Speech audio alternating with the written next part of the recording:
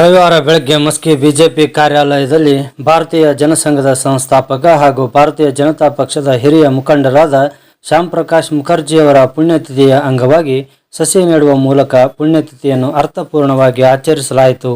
ನಂತರ ಮಸ್ಕಿಯ ಮಾಜಿ ಶಾಸಕ ಪ್ರತಾಪ್ಗೌಡ ಪಾಟೀಲ್ ತಮ್ಮ ಬೆಂಬಲಿಗರೊಂದಿಗೆ ಮಸ್ಕಿಯ ಕುಡಿಯುವ ನೀರಿನ ಕೆರೆಗೆ ಭೇಟಿ ನೀಡಿ ಪರಿಶೀಲಿಸಿದರು.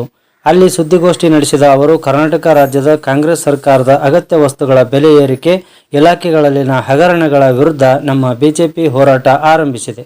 ಬೆಲೆ ಇಳಿಕೆ ಮತ್ತು ಹಗರಣಗಳ ಆರೋಪಿಗಳಿಗೆ ಶಿಕ್ಷೆಯಾಗುವವರೆಗೂ ಈ ಹೋರಾಟ ನಿರಂತರ ನಡೆಯುತ್ತದೆ. ಮುಖ್ಯಮಂತ್ರಿಗಳು ಈ ಬೆಲೆ ಏರಿಕೆ ಮತ್ತು ಹಗರಣಗಳ ನೇರ ಹೊಣೆ ಹೊತ್ತು ತಮ್ಮ ಸ್ಥಾನಕ್ಕೆ ರಾಜೀನಾಮೆ ನೀಡಬೇಕೆಂದು ಒತ್ತಾಯಿಸಿದರು.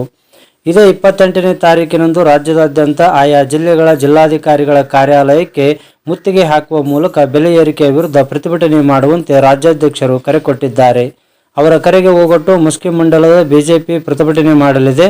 ಕಾರಣ, ಜನಸಾಮಾನ್ಯರು ಪಕ್ಷಭೇದ ಮರೆತು ಎಲ್ಲರೂ ಸಹಕರಿಸಿ ಪ್ರತಿಭಟನೆಯನ್ನು ಯಶಸ್ವಿಗೊಳಿಸುವಂತೆ ಮನವಿ ಮಾಡಿದರು.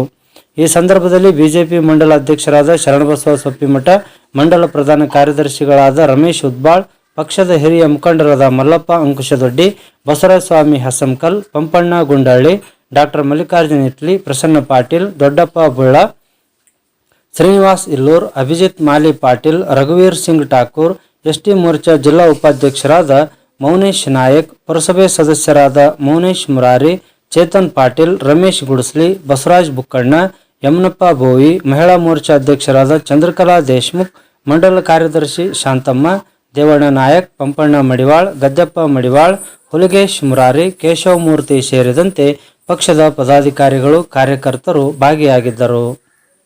ಹೀಗಾಗಿ ಬೆಲೆ ಏರಿಕೆ ವಿರುದ್ಧ ಭಾರತೀಯ ಜನತಾ ಪಕ್ಷ ಅವಿರತವಾಗಿರುವಂಥ ಹೋರಾಟವನ್ನು ಈಗಾಗಲೇ ಪ್ರಾರಂಭ ಮಾಡಿದೆ.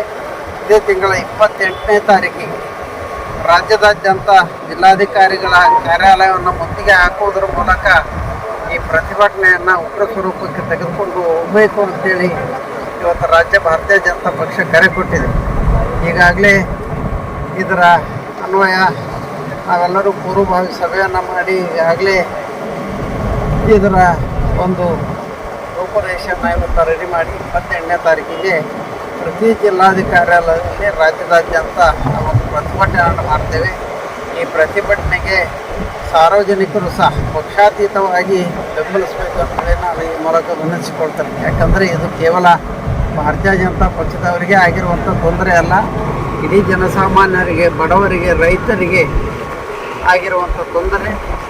ಇದನ್ನು ಸರ್ಕಾರಕ್ಕೆ ಎಚ್ಚರಿಕೆ ಮಾಡುವಂಥ ನಿಟ್ಟಿನಲ್ಲಿ ಇವತ್ತು ಆ ಬೆಲೆ ಏರಿಕೆಯನ್ನು ವಾಪಸ್ ಪಡೆಯುವ ನಿಟ್ಟಿನಲ್ಲಿ ಸರ್ಕಾರ ಕ್ರಮ ಕೈಗೊಳ್ಳಬೇಕು ಮತ್ತು ಈ ಹಗರಣಗಳಿಗೆ ನೇರ ಹೊಣೆ ಆಗಿರುವಂಥ ಮಾನ್ಯ ಮುಖ್ಯಮಂತ್ರಿಗಳು ರಾಜೀನಾಮೆ ನೀಡಬೇಕು ಅಂತೇಳಿ ನಮ್ಮೆಲ್ಲರ ಮೂಲಕ